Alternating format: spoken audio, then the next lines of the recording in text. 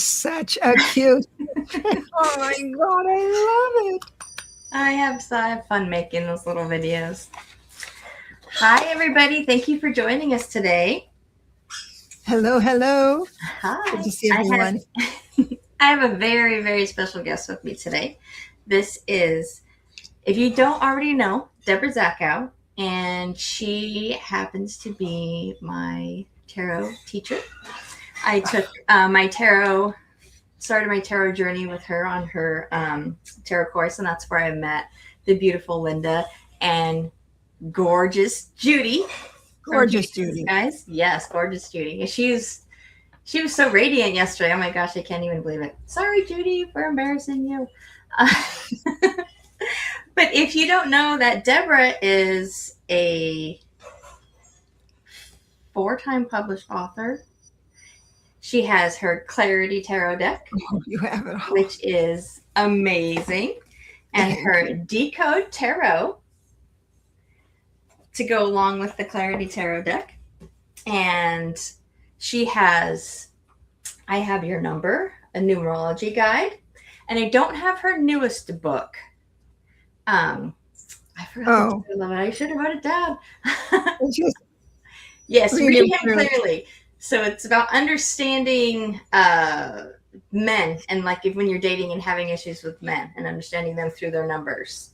Yes. So that is a very helpful guide. I'm an old married woman, so I don't. It's not through the numbers though. This one was a writing. Yeah, no. This was a writing challenge I took up, and I didn't want to do the numbers. I just wanted to do practical guide for everyone. Oh, wonderful. Yeah. That's awesome. I have not checked that one out, so I'm a little ignorant about what's in that book because it did just come out. And today we're going to talk about one of my favorite books. Excuse me. Oh my goodness. Allergies. One of my favorite books, and you might not even know that it's from Debra because she wrote it under a pen name, D. Mintaka, but it's When Life Knocks You Off, You're Happy.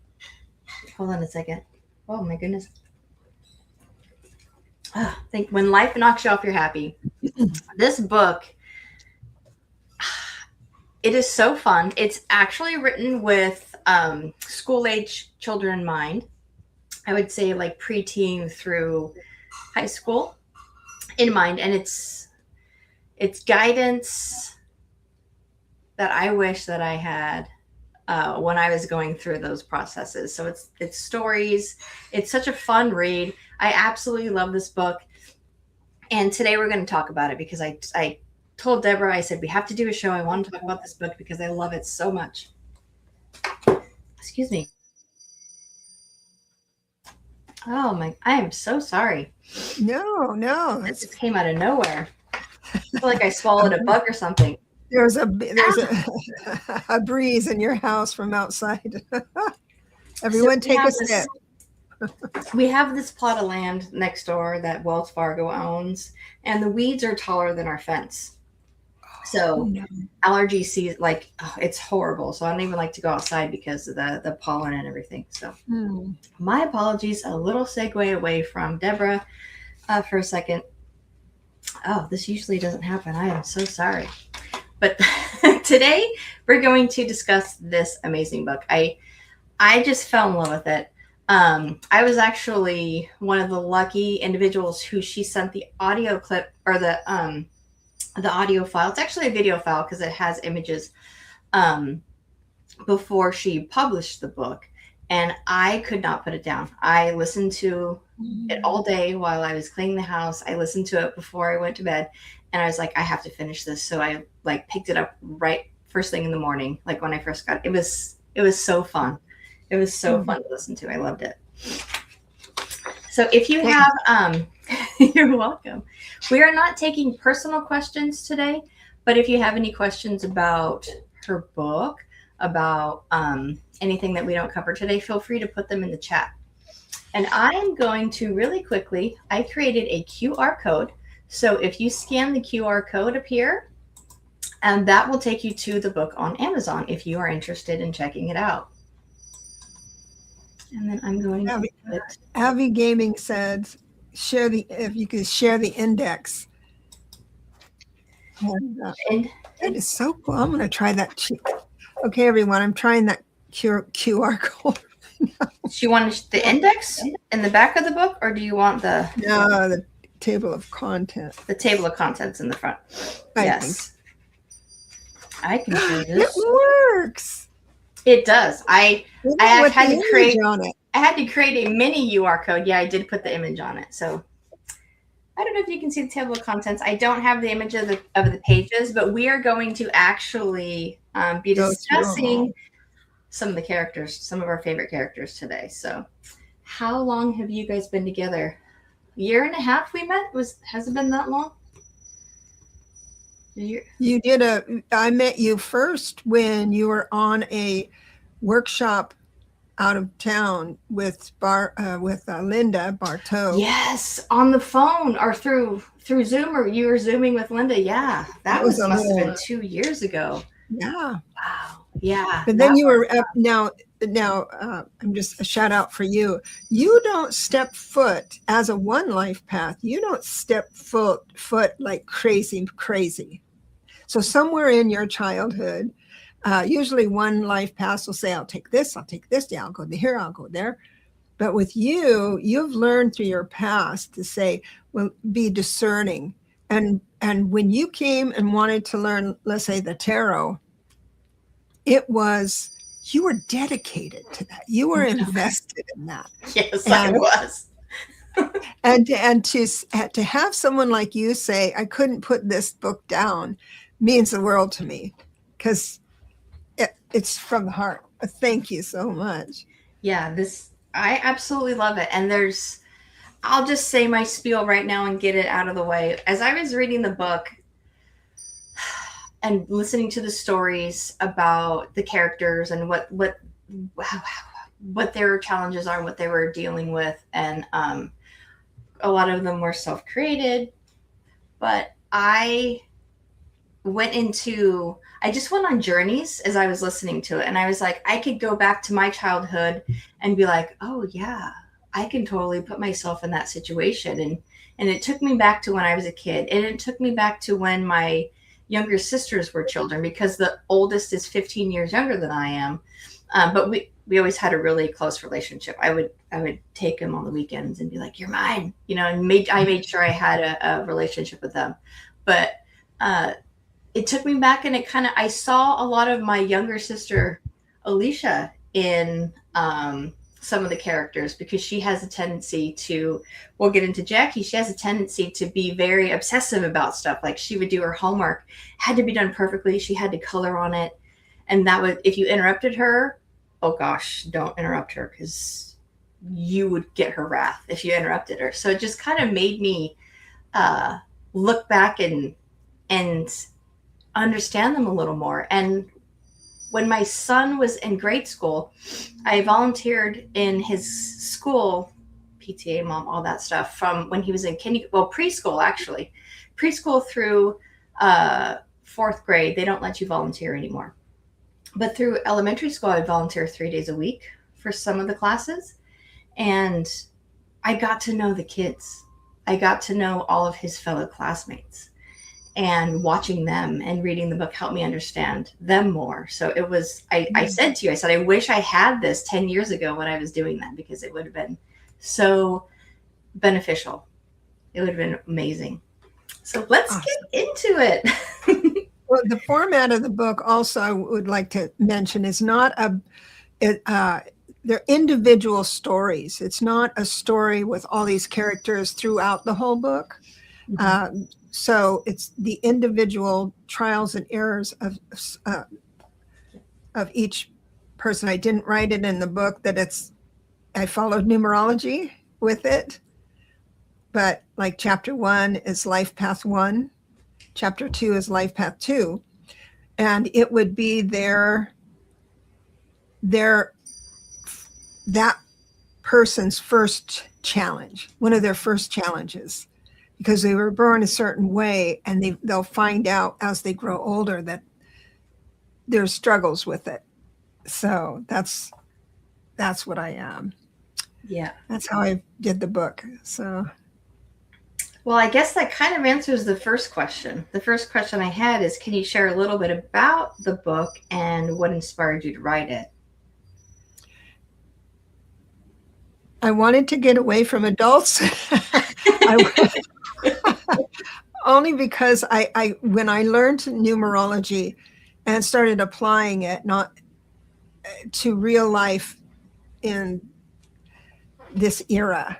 Not, I mean, I took the what numbers taught us traditionally, but when I was blessed with the opportunity to be able to try out those numbers and vet those numbers against real life people with a lot of sessions, many sessions. And so when I write about numerology, it's my experience with certain numbers, but I can really see the little girl in women that are struggling today and the little boy and men that are struggling today.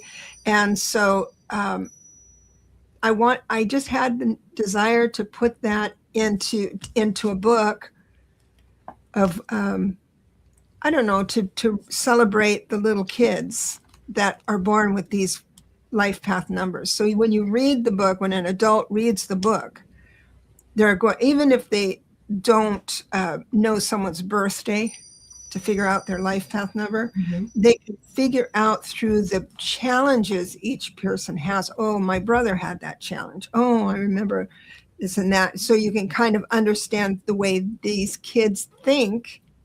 And then, of course, some guidance comes in each chapter to help them rise above what and change perspectives and be a better citizen. So I just wanted to write free form like that. Yeah. I love that idea, because sometimes we only think about these things when we're an adult. So we only think about astrological signs or life path numbers as an adult. We don't think about them as children. But for me, as a parent, I'm like, oh yeah, I know my son's life path number. I know his signs. I'm like, that's just part of who he is. So I can parent according to what he will relate to and how he'll react, so I can adjust it more positively, because Virgos and Aries aren't supposed to get along very well, but I love him so much and we get along very well. But yeah, so, and knowing that he's an 8 life path, I can understand where his motivation for things are, and I can be more understanding instead of like, why are you being this way? Exactly. Like, I understand you a little more. And I just want to touch base on what you just said. Virgos and Aries aren't supposed to get along and all that stuff. And at every single life path number, every single sun sign and all that astrology, they can get along. It's the person's spirit and energy and desire to serve others or serve themselves well with respect, that's going to allow them to grow and understand things in a different way. So many people are born thinking the life is so hard, and it is hard. I'm not saying it's not hard, but understand that some of that things we think are hard is because we want it our way. We have a picture that we really believe in and we were born with, and we're thinking, why aren't you more like what because this is so obvious to me, right? Instead of saying, oh, I see, what's that saying? I see what's namaste mean? I see the God in you, the spirit in you. Yeah, you see something the spirit like that. in me, something like that. It's like namaste. So yeah, absolutely. And it just helps you understand people more. So one question, since you have many books out now, you were a published author before, why did you decide to use a pen name for this book? That's a good question. Me coming out here today saying that it is based on numerology is not in the book, because I would like a woman in a red state, or someone who doesn't believe in my ways of thinking, to pick up the book and find value in it. So it's to a wider audience. You didn't want this to be just for the metaphysical people. I want go outside of that. Yes, And that's my absolutely. pen name. But the pen name, but the pen name is my planet of origin. So there's some D.A. Mintaka. So Another first, a lot of little Easter eggs in the book. yeah. Oh my gosh. We kind of covered this one already. This question Oh, that I had. Like in your book, it does you have these really distinct characters, and the question was, what made you choose the approach instead of traditional? But we did kind of go into that already with if they're based on their number, and that's why right. the characters were formed. They had the challenges that they had in the book. Yeah, so that's wonderful. So let's get into some of our favorite characters. And of course, I had to pick Jackie because I'm a 1 life path and she's a 1 life path. Cool. Yeah. So Jackie's the idea factory. Bursting with vision, totally convinced she doesn't need anyone. What kind of person is wired this way?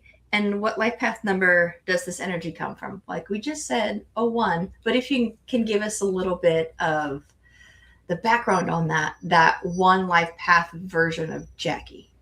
Okay, so if you're a 1 life path, or if you just think about a child, and that person wants to be number 1, strives to be number 1, but it's an interesting mix because they'll try things, but they're pretty quick to like give it up. Well, that's no good, whereas other life path numbers would go and just stick with it, even though it's a dead horse, right? I hate that phrase, but that's what it is. So, so with that, just think about their mindset as a kid. Always thinking about how they can be better. Yes, they can be competitive. They can be, all the shadow side of all that. But to be that would mean that they're looking for excellence in everything. In everything. And when they see something that's a little bit better, they'll just go for it. Instead of asking friends, should I do this? Should I do that? No, they go for it. And that focus is what I wanted to capture with Jackie. Mm-hmm. Because when she gets going on a project, it's a school project, and everyone was working with the teacher and each other and helping each other out, except for our sweet Jackie, who had it already in her mind. And the next question about Jackie is, she was this glorious inventor, and her inventions would go haywire. Like they would just like glitter everywhere, socks, peanut butter. It's just like catastrophes, but she still refused to ask for help. Mm-hmm. What is that kind of showing the shadow side of a 1, would you say? Or I say that's the light. I would say that's the light side. That is, in essence, the light side. So she went down, even though the socks burned up, and I don't remember what the peanut butter did, but she would try these things, but it's that brilliant mind that kid had. And you have a big dose of it when you're a kid anyway, that imagination, but she did it. And she didn't think of anything that was impossible. And it's trained out of us. We learn how to quit, later on a lot in life, because people say, no, that's not, they make us quit, make a 1 quit. But I think that is a wonderful lesson that she did. It was one of the things she had to learn, was to ask for help when things, but watch the reason she asked for help is because there was a deadline. Mm. And her anxiety before that deadline grows enough for her to say that the pain of that anxiety outweighed the embarrassment of asking for help. Yeah. So, and then once she did ask for help, she realized that it was safe and okay. And it went and celebrated, because everybody knew she was the brilliant one and kind of wanted to get in on the action. Well, let me help you, because it's fascinating to work with someone so creative that, I never thought of that, and here it is in front of you. It's really fun. I I get like that too when I'm creating stuff, and then I'm so judgmental about what I created for myself. And I used to do that as a kid. Like I would do little crafty things or little because I love creating stuff, even though I'm not like a fantastic artist, but I love like working with my hands and doing stuff. But I always hid it from people because I didn't want anybody's opinions about what it about what it looked like. Exactly. That's now just I want to say that something about that little girl. I'm talking about your little girl, your little child. And what it is that you create something, you don't want to show it off. Oh, I made this phone and I don't want to tell anybody about it because then someone's going to tell me about someone who made a better phone. Yeah. Yeah. Then this Yeah. is meaningless. And that's a hard way to live. You did just hit it on the head. It's a hard way to live. And so learning, that's the shadow side. Not a shadow side, it's just it's just information about who you are, and so that's why you're quiet. So what kind of advice would you have for Jackie if she was sitting in front of you as a child? What kind of advice would you give her as a 1? I would not be able to advise a 1. To advise a 1 child who says, oh, I'm going to build this phone, and you know that they couldn't. That's going to come later in life, a lot later in life. And they're going, but I would advise the parents to a protective degree. I mean, if she's going down too weird, but nonetheless, is just go ahead and try it. And then have her fail. The lesson is in the failing. And so parents be right there saying, you know, their wisdom comes through about holistically life. And then watch them as they get focused. My advice is to watch them as they get focused and then just kind of course correct a little bit on the way. But don't do it in a way saying, you know, it might not catch on, you know, catch fire. Because the love, the joy is knowing this is fire. Mm-hmm. And if you have someone saying, well, it might not take off, that's so hard on a 1, let them go. That's my advice. I always say, I don't want your opinions. Just let me do it. And then I'll show you the finished product. And then you know, along the journey, just let me do it. I'm not a 1, but I would say, feel free to gush. If there's no gushing coming off here, I don't want to hear it because I'm on a roll and somewhere I'll get somewhere. And so we did have a couple questions. One is, what's going on? We're talking about Debra's book, When Life Knocks You Off Your Happy, because I just absolutely adore this book. And I love that you said the lesson would be for the parents. The advice would be for the parents, because that's what I think this book is. It's a wonderful book for children, but it's a wonderful book for parents to actually see the struggles in the individual stories with each character in the book. Is such it's a learning experience for not just parents, teachers, you know, any sort of adult who deals with children on a regular basis should read this book, and they would get a lot from it. And then another question was, I got here late. So what is a life path number and how do you find it? Oh, just add up your birth date. If you were born January 2nd, 2002, you would add up 1 + 2 + 2 + 2. At the end of that, you'll have a number. If it's a double-digit number, you just add those 2 little numbers together and you'll get a single digit. If those 2 numbers are a master number, which is 11, 22, 33, I don't think you'd get much more. I did write the other book as 44s and 55s, were very, very rare to be those, but a double digit like that, then you just keep it as the whole. And I did write in here, so you'll notice that it goes up to life path 9, because this is how the the numbers work. It goes from 1 all the way to 9, and then it skips 10, goes to 11, 22, 33, 44, 55. So anyway, that nonetheless, you'll come up with a number. You can also go to a place called Astro Seek, ASTROSEEK, and go down to the very bottom of that page. It's a real busy page, but busy free website, and it'll say Life Path at the index at the bottom. Go to that page, and there's a calculator there if you want to check your work. Nonetheless, then you'll know what your life path number is. But it's all now. Go ahead.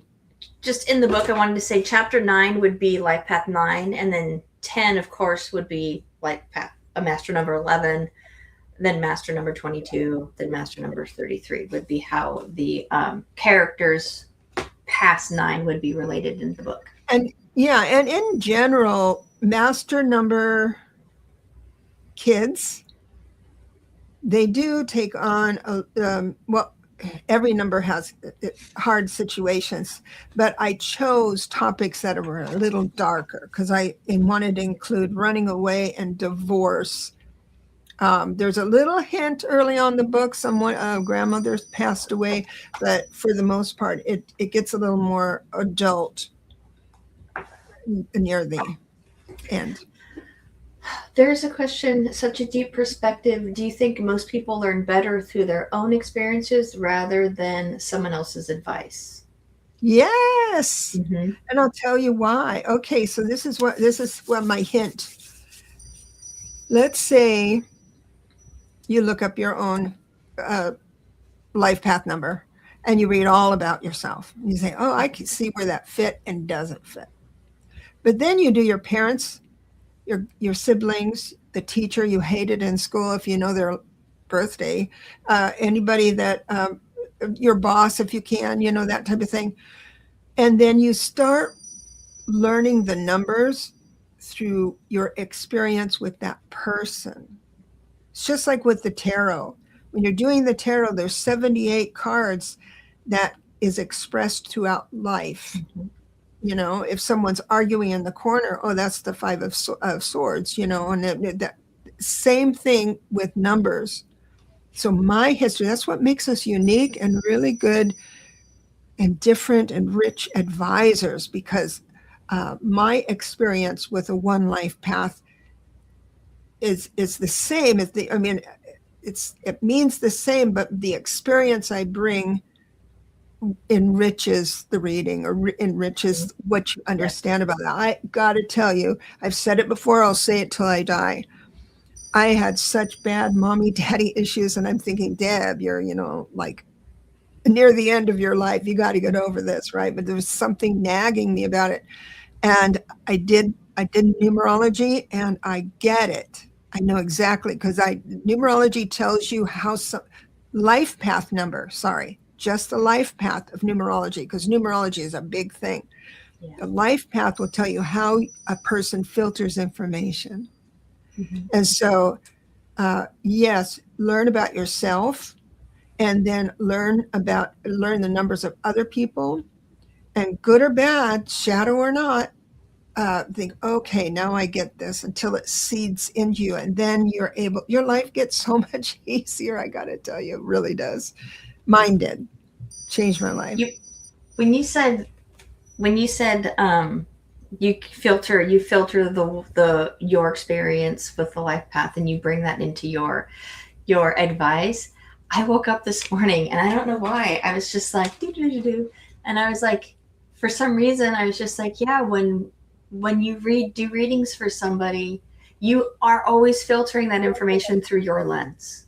And that's why I'm a strong believer in everybody has their own advisor that works best for them. Like, everybody has their own reader. Like, they can get a reading from somebody and then somebody else, and it could be the same information, but it just feels different coming from that specific individual that you resonate with. I don't know. You just made me remember that this morning. There are a couple of things, situations in my career where I couldn't read for someone because I had too Yeah. much triggering about it. Now it's your perspective. It's not like, oh, I bet you're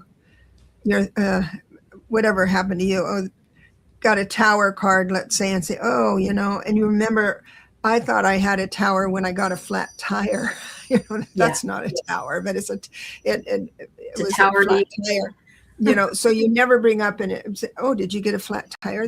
Oh, no, I haven't. Am I going to? That's where it goes. So you don't bring the specific event that you experienced with, like when you do numerology and read the book and learn about your siblings or something like that, then you it's not like you can bring about that specific thing. That is not intuition. That is not what life is spirit is asking you to convey. It's you move into the drama emotional of that, and then that gets you into the room of knowing when you're advising others. Yes, absolutely. Yeah. And there was a question. Yes, when you're doing your life path number, if it was 1950, you would add 1 plus 9 plus 5. And I always add the zeros just because that's just my personality. I have to add everything. So I would do 1 plus 9 plus 5 plus 0.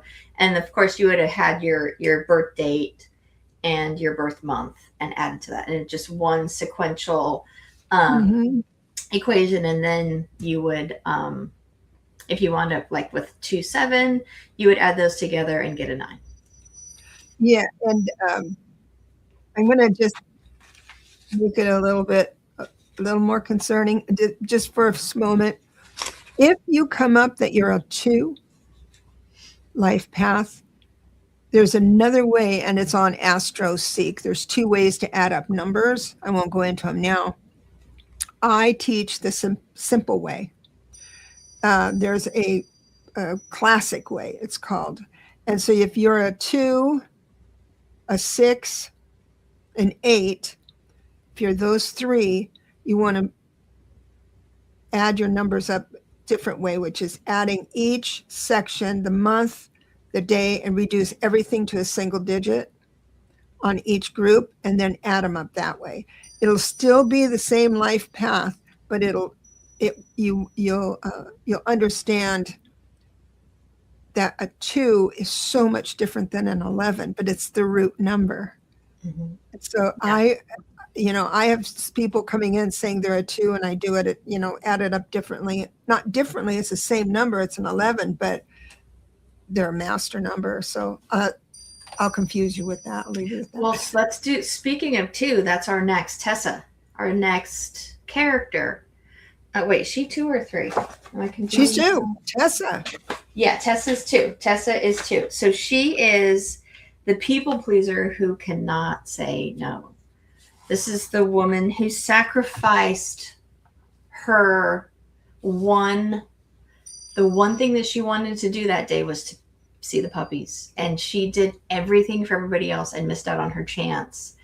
Tell us a little bit about that aspect of the 2. Life path 2 and 11, actually, because that's a root number 2.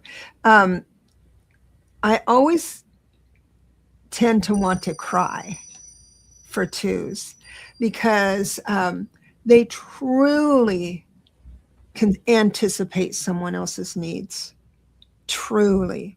And it's how they're raised that'll tell you whether they start burdening themselves unnecessarily, or it's a boundary. They're here to learn boundaries, and as the beautiful young heart or a heart in love would make choices that were not in their best interest, but would celebrate the other so much better. Now, with Tessa, she never helped out for the glory of it. Mm-mm. Ever. What she did was she would help. She would serve. I'll say serve, and she was perfect at it. But that comes at a big price for her. It was almost like the next question I would have is that people pleasing to the point where it felt like an obligation. Like she was not allowed to say no to people because they were just so used to her generosity. But she said she couldn't say no because people assumed she would take care of, she would help. And so it's not just someone asking, but it's someone who knows you've always said yes before, and to say no for the first time, you don't even have the words for it to Mm-hmm. say no. Yeah. And so that's the rub. So, what advice would you give to a two life path if they were asking about um, how to set boundaries? I mean, she learned a wonderful lesson in the book, and she did eventually set boundaries, and she found out that people were okay with it because it was scary to her. Like, it was like, if I say no, I'm going to upset them, I'm going to hurt their feelings, that type of feeling. But eventually, she learned that it's safe for me to say no. It's safe, I Mhm. am allowed to do things that I love. But in that moment, especially for a child, it seems almost impossible. So, what kind of advice would you offer them as an The advisor? same.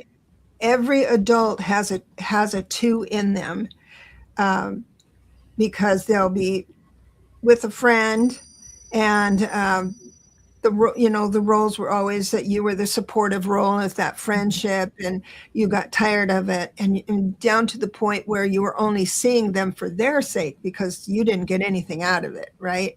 And so at that moment you have to decide how to change the situation. It comes with words. So the first advice I would do for a two life path, a child or adult, or any adult, whether they're two or not, is to come up with a wording. And it's literally just wordsmithing. Come up with a sentence you would say or a pause you would make prior to saying yes. And that is valuable. And it's just practical, it's science. And it's just getting, and the first time Tessa started wanting to use her big girl words over that, Mm-hmm. she was nervous and exhausted and paralyzed, thinking, "Oh, this is the end of my friendship," and it wasn't. And there's, I got to tell you, it happens all the time with your friends, with your family, because as you Yes. grow and morph into a new person, you kind of want the others to come along with you. And so that means you need to interact a little differently. That's my advice for it too. That's wonderful advice. And as a parent, I don't happen to, but as a parent, if I did, or seeing like either, I've seen in my the volunteer work I did, that you can tell that child right away, and you can almost feel the I don't want like the anxiety that they feel It's when you yeah. are when they want to do something that they want to do, but they're kind of being like, well, I have to do this for this person. It really is like it's an anxiety feeling for that child. So knowing how to help them and help Yeah. them like work through that is a very, very, very important tool as an adult guiding a child. One more thing is about, I have met adults that are twos. Um, they're rare, but they are stone cold, won't do anything for anybody. Because they've They've been been burnt hurt too much. so they've been hurt. Not that people are going to ask. It's up to you to say no. They're not burned. They're not burned at all. They burn themselves by saying yes all the time. So it's not anybody else's fault, but it's the anxiety of having to say no, Yeah. right? Yeah. So Yes, absolutely. So we're going to skip ahead. We're going to skip ahead to Liam because Liam is the 11. So let's talk oh, I about love, that's my let's talk favorite. about Liam. Yeah. So he's the creative. He Mhm. he's creating this comic book, um this beautiful sci-fi world. He's so enthralled in it. This is what he loves to do. He's found his passion. He is just enthralled with these characters that he's created, what this whole sci-fi world that he's created. But he's not sharing it with anybody. He's keeping it to himself. It's his inner world. So tell us a little bit about Liam and how, as an 11, that is kind of what was your idea with him as the 11? So the chapter is The Boy Who Dreamed in Worlds. And what he had this rich inner life, and he was blessed enough to be able to draw the worlds, write about the worlds, build an entire civilization, like a like he'd make a lot of money in gaming, right? But his father was really he was going to be an accountant. Liam was going to be an accountant, and he would not validate or even entertain the thought of getting involved with his doodles and things like that. So he and his father would get angry because now, in defense of the father, I was walking into a restaurant. This is random. I was walking into a restaurant when I heard a man, an older man, erupt to his wife saying, "Great. He wants to go to art school. That means he's only going to make minimum wage his whole life." And he stormed out of the restaurant. And Oh, that's where I found wow. Liam. Oh, That's wow. where I found Liam, his papa. So that's where this story comes from. So, and with that, again, the pain of not expressing it had to be so hard before he actually came out. If you mess up with your dad, your safety net, your future, it's really hard. But then his grades were slipping because that fire inside him lit up with creativity, not with academia, not with the numbers. So it was now when he wasn't found out, because he was found out by the principal or counselor. Yes. Um, so when he wasn't found out, but wanted it so bad, just how you described it, uh, before that, his grades were fine. He had a balanced life. But when dad kept saying, yeah, saying things, anyway, so he had some good counsel with that. Yeah. And then I like how um, the story turned around and it wasn't actually a lesson for Liam, it was a lesson for the dad Mm-hmm. on how he could be, I don't know, he could be more interested in what his child wants instead of just trying to force what he wants on his child. And a lot of times with parents, they have this idea about their kids, and it takes someone from the outside of the family unit to bring their attention to Yeah. something in their child.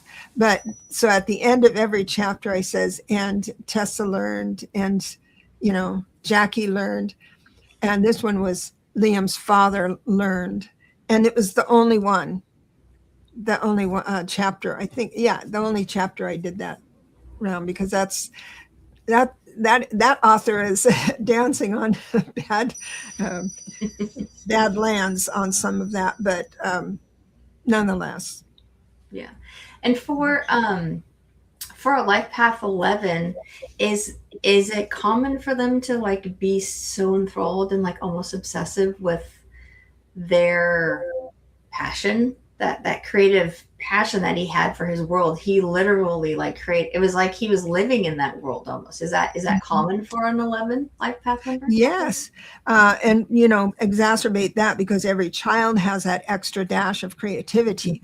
But with an 11, they're the illuminators. And so they have to go so deep into something ridiculous. I think Steve Jobs was an 11. I can't remember, but you have to go outside to figure out what's new and different and then play in those realms to bring it into the future. That's their job on the planet, to do that.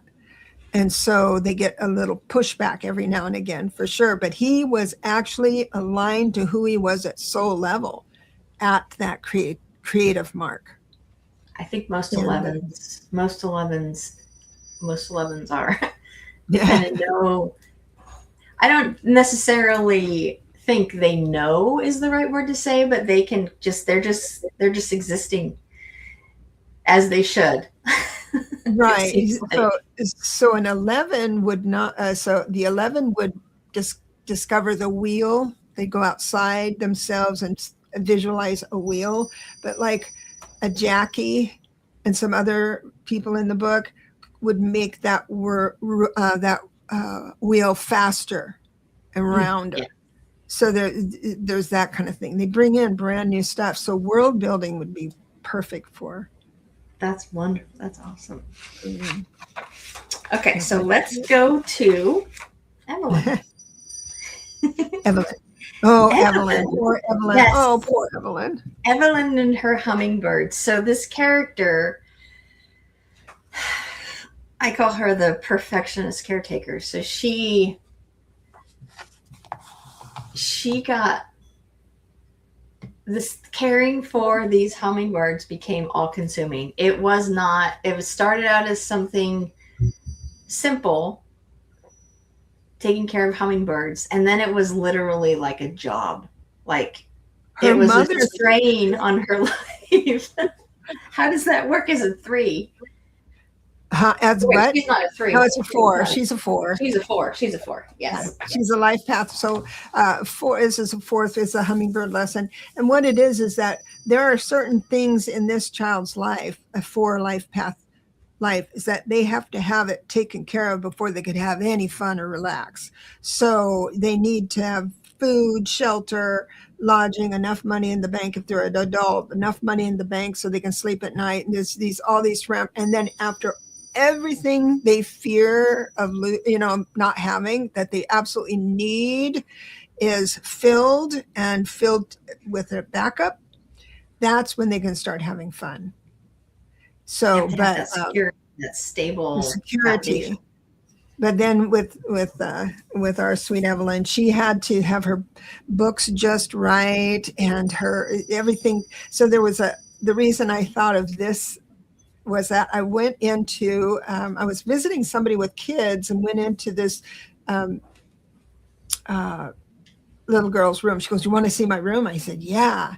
And I walked into this perfection room and she was so excited to run to her bed to show me something on her bed that she accidentally, the throw rug flipped up, a corner of it flipped up. And she turned around and she dove for that corner and said, "Oh, no, no, no, no, no." It was that bad. So I remember that. So that was Evelyn to me, the kind of energy of doing that. And then but her mother wanted this. Her mother said, "Let's take care of hummingbirds," thinking that it would relax her. They go outside, drink lemonade and watch the birds. And she had kind of snap her out of this structure. And then hummingbirds became the job. Perfection. Yeah, they had to. It's like their life depended on her care.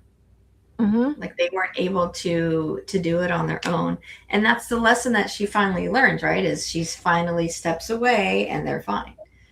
And yeah. There was a process after that though too, because she really had to be disciplined. She left a book on her bedside instead of putting it away, her coat on the chair instead of hanging it up. It was really hard for her to do that. And then her parents supported her. Her dad keeps asking to play a game and she would always say, "No, that I need to go over my homework," and then then she finally said yes, but it was a real process, sweet girl. Yes, my younger sister that I mentioned earlier, I was like this too. Everything was color coordinated. If you messed up her color pencils, oh man. I love that. They had to be in a rainbow order and from like light to like she had this special order. And I'm the same way to an extent. I like things to be in order. Yeah. I am that way until people have come in and like the cupboards with the Tupperware. Like you can stack them, they can fit perfectly, but then you go in and everything's a mess. So after years and years, you just stop caring about the Tupperware so much. But I remember everything was color coordinated. Her sock drawer, her closet, everything was color coordinated. Because in those are the her things she room. had. Those were the things she had control over. Yes. Yes. Absolutely. Do you think, I want to ask you a question. It just dawned on me. I wonder if these people, these young ones, kind of get that way because the outside world looks a little scary. Maybe noticing bullying or something like that, where or parents making decisions that are scary for them, or parents worried about bills or something like that, and that's what they can control is their inner Yeah. world. Yeah. Yeah. I think for if there was a parent who had this life path number, this child with this life path number, like you have to, I feel like it, you have to create areas for them to have that, give them control in small doses, if that makes sense. Like let them control a few aspects of the house, let them control a few aspects of things to give them that security, because I feel like if they felt like they had no control over anything, it could be detrimental to this particular life path number, for sure. It can go dark really Yeah. easy, and if you I would kind of push back on, maybe I misunderstood. You said areas of control in the house. I would say of her room or their room, but when it goes into the house, if they try to control everything and then expect the family to comply, that's Well, going I to mean, like let them nurture. pick like some like a routine, like let them pick dinner for one day, or let them do Oh like yeah. if they have it like the taking out the garbage or something, letting them do it the Hmm. way they want to do it, how when they think it should be done. That just small little things like that. Yeah, Because absolutely. sometimes I always try to make some children grow up in homes where their only safe place is their room. Yeah. Like they don't feel comfortable anywhere else outside of the house or outside of their bedroom. Like they can't move stuff. They can't, you Hmm. could barely sit down on the couch without feeling like you're doing something wrong. So I always wanted to make sure that my son was felt very comfortable in the house. This is your house too. It's not our house and you live here and you have room. This is your house. So that was very important to me, to make sure that he felt safe anywhere. So if your child is feeling like they don't have control over something except for that little space, just give them a little bit, just give them a space that's not in their room, is kind Oh of yeah. the idea that I was Not thinking safe about. outside the room. Right. Yeah. Because Smart. you don't want them to be like that's the only place they feel safe, because then they might not want to come out. I know it can. All of these can go to to the dark side for sure. Yeah. Yeah. There's a comment about the Tupperware. Tupperware. Uh, yes. I Oh just my noticed the gosh. Tupperware thing once in the middle sister came to visit one time, and my house was immaculate except for the cover with the Tupperware, Yeah. and that's what she focused on was the mess in the cupboard. Yes. It's like your house is You perfect, can but your grow in. Tupperware. Ah. It's like You need to figure out her life path number. I bet you it's a 4 or 20 or 33 and a 6 can kind of lean into that, but that's funny. So I had one more character I wanted to discuss. Um, and this is Eddie. Oh, this was a delicate, very, very delicate one because I did actually touch upon stalking, but I did not use the word stalking, of course. But this is a life past 7, brilliant minds, and whatever they're focused on, they'll be accomplished in. Except if they try and focus on predicting another person's um, reaction or actions, because everything has a formula. And so this is a boy that was really into science, math, engineering, all this deep stuff in space. He really enjoyed space and educating himself that way, but he found that he liked a girl at school and wanted to be her friend. And she said, in a nice way, it was no big deal, but she no. And but so he was rejected. This became a problem, and he thought he could solve that problem by doing what he would do on a math problem, that there is a right answer. And in his mind, Eddie's mind, the right answer is to be friends with Charlotte. And it wasn't like he wasn't in love with her. He just was like, he just thought she was so interesting. So it wasn't like he wanted to date her because they're children. He just like, oh, I want to be her friend. I want to understand her. So this story ends up being like when what a regular person there.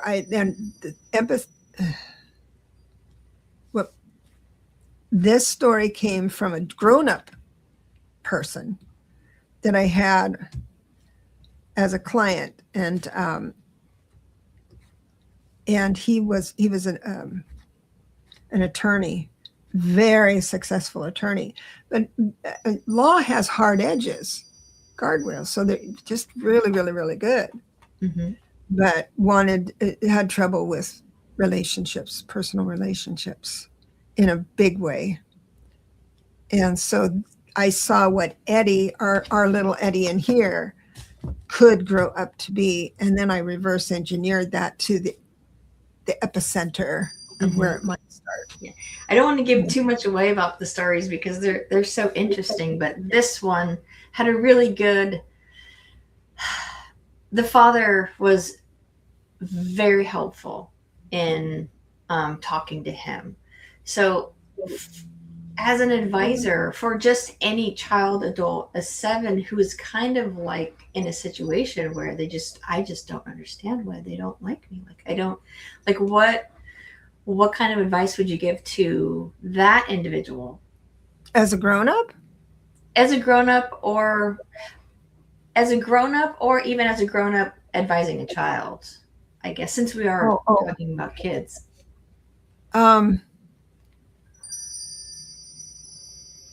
Well, I don't know if off the top of my head, I'm just gonna, if a client, like my client, came to me and was interested in changing, because by the time I get them in their 40s, they are who they are. But if it's an adult saying their child is acting this way, they win. The child wins in so many ways, in the math and figuring out hard things, and that it's important for them to teach him that not everything's a math problem. And so that's the concept that a 7 needs to learn. Not everything has to be solved. Right. And put something out on a limb, just let something be. What? How is that? Yeah, there's so many wonderful characters in this book. Like, I didn't want to go too deep into each story because I want the readers to enjoy them. I just want you to be able to like enjoy the stories for you and take your own experiences from them because they're amazing. And we have a comment. Deborah, your book, I Have Your Number, is such a unique take on numerology. Using numbers to understand relationships is genius. Did your own personal experience with people inspire you to write it? And that is this one. Oh, I Have Your Number. Yes. The reason I wanted to write that, it was a big momentum. I could not get it out of my mind to write it, is because I was so excited when I understood that what I am witnessing through all these sessions I'm doing, the definitions of the numbers are different than the definitions in all the numerology books. And I'm thinking, there's so much more about a number than just what's in there. And there's some books that are really in depth and they talk about a lot of other stuff. But the basic meaning of each number has a superfluous definition, and it's generic that everyone seems to have because we all have pieces of our numbers, everybody's numbers in us. But what I learned, I'm so grateful I got to work hard. I was popular. I was sought after. My advice was sought after enough to where I could do enough readings to try this on. And I'd ask questions too. I can full disclosure, I have this one combination that usually means ABC. Is that ring true for you? I'm not afraid to ask. And then it will come back yes or no and why usually. And I'll just put that in my little book, put that in my little notes. And then when I did it for so long, I thought, boy, more people need to know this. That's why I wrote the book. That's awesome. That's wonderful. Yeah. And it's such a great book. There's like you said, there's a lot of books out there, and some of them are way too basic or confusing. they can be. So it's like the way you write. I just love the way you write in general. Thank you. Maybe it's because we both have dyslexia. I don't know, but it's easy for me to digest as someone who does not really like to read so much. Yeah, I don't like to read much either. Yeah, and then Gerald, he'd love to read the story that you would write about him. Oh yeah, who was the memory keeper? Oh gosh, what was her name? Oh my gosh, the memory keeper is for Gerald. But I got to tell you, because Gerald, you need to know this. I spent more time on Life Path 9 than I did on any other number. I think it was a couple more pages because they're so complex and so unique and so everything. So the 9 life path is brought so much wisdom from other past lives in here. They're very old souls. They're incredible teachers. And so, but it's what their expertise is. And it's, anyway, remarkable. But I forget the memory keeper's name, but that is the your life path 9. Let's see. I just have to remember her name. Oh gosh, there it is. We can't go without knowing her name.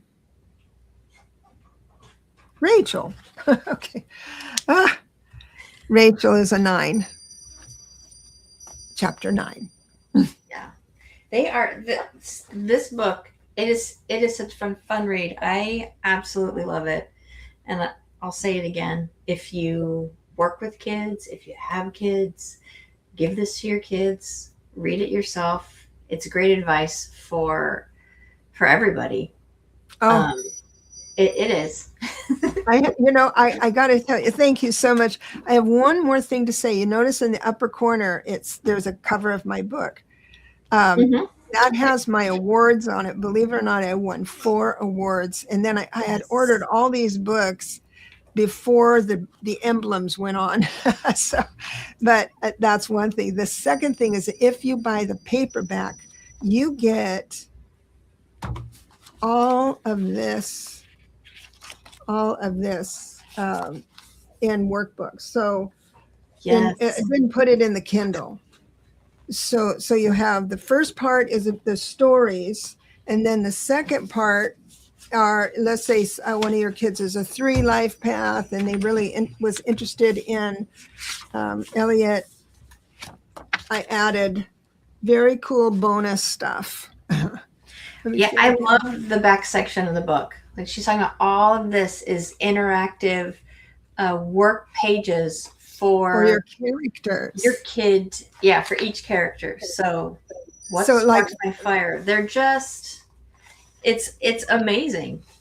for Elliot, he's the class clown in general, and then goes through his story.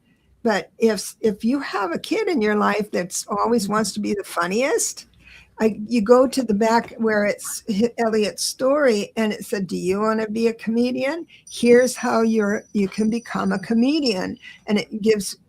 I researched how you would teach someone how to be a comedian, and put that in the workbook.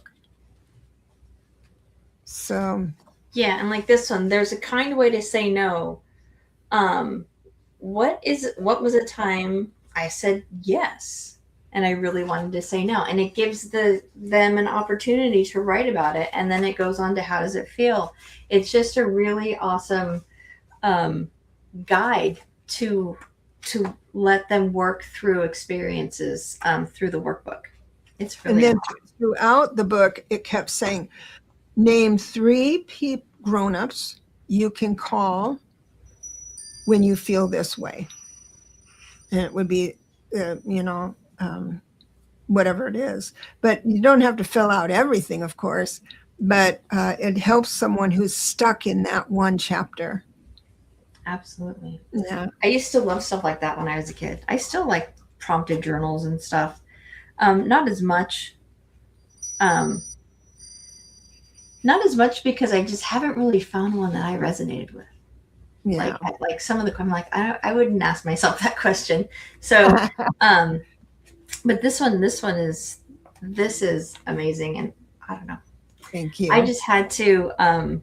I just needed to come on and talk about it because I feel like we've talked about your other books. A lot of people have talked about your other books on lives and stuff, but this one really touched my heart. It's the empath in me. Like I felt connected to each one of the characters, and I could literally feel that's how enthralled I got. I could feel what was going on with each of these characters and put myself in their position as a child. Sarah, it's time to make your own journal. Yeah, it is. You're absolutely right, Gerald. It is time to make my own journal. Yeah. I love that. Thank you. I'll talk to her about it after the show.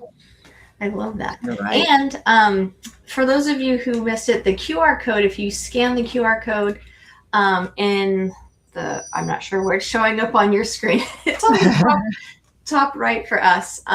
But that will take you to Amazon to purchase her book. And thank you in advance. Yes, it is wonderful. I highly suggest it. It's a fun read. It makes you think too. It's one of those that actually makes you think, like, how would I handle this situation as a child, and how would I handle a situation as an adult speaking to a child? That's what it did for me. And another thing what it does is that because if there's someone that really bothers you in your life really bad, and you know their life path number, this will give you an insight of what childhood was like for them. Mm-hmm. The good and the bad. Absolutely. You can be like, this kid really just irritated the crap out of me when we were in school. And now you can kind of go back and be like, oh, maybe I can understand what was going on with them and why they were the way they were. And maybe why I thought of them this way versus how other people thought of them, because maybe your life paths were, maybe they conflicted each other a little bit when you were kids, because that's a possibility too. Yeah. Yes. Thank you, Sarah, for having me on. You're the best. Absolutely. I love favorite the story. Topic. I'm never going to stop saying it. I love it. Love it. Thank you. You are very welcome. And I just want to say thank you to everybody who joined us today. I had a wonderful time. Well, before we go, does anybody have any more questions for Debra regarding this book, regarding her other book, regarding her Decode Tarot? Anything? Give you guys a chance to answer, because we've been chatting the whole time. I want to go through afterwards and read all these comments. Oh, Gerald said, Debra's writing is relatable. I'm happy to hear that. Absolutely is relatable. It really is. I I can attest because we were talking about prompts one day, and you just started saying this, like you just started saying this description, and you're just going on like, and I said, where did that come from? I was so amazed. I was like, how did you come up with that? And just off the top of your head, it amazes me because words don't flow from me as eloquently, but for you, you just have this wonderful way of writing, and that's what makes your books so fun to read as well. Thank you so much. You're so sweet. Appreciate you. Appreciate everyone who's books and writing style. Yep, it is wonderful. Thank you so much. And thank you for anybody who's on the replay. Yes. Amen. Absolutely. Okay, well, I guess there's no questions, so we will we'll say goodbye. Thank you again for joining us. This was such a fun conversation that we had, and I hope you guys watch it again. I hope you get the book and get to experience it because it's very fabulous, and I love it a lot. Thank you. Thank you so much. Goodbye, everybody. Bye, everybody.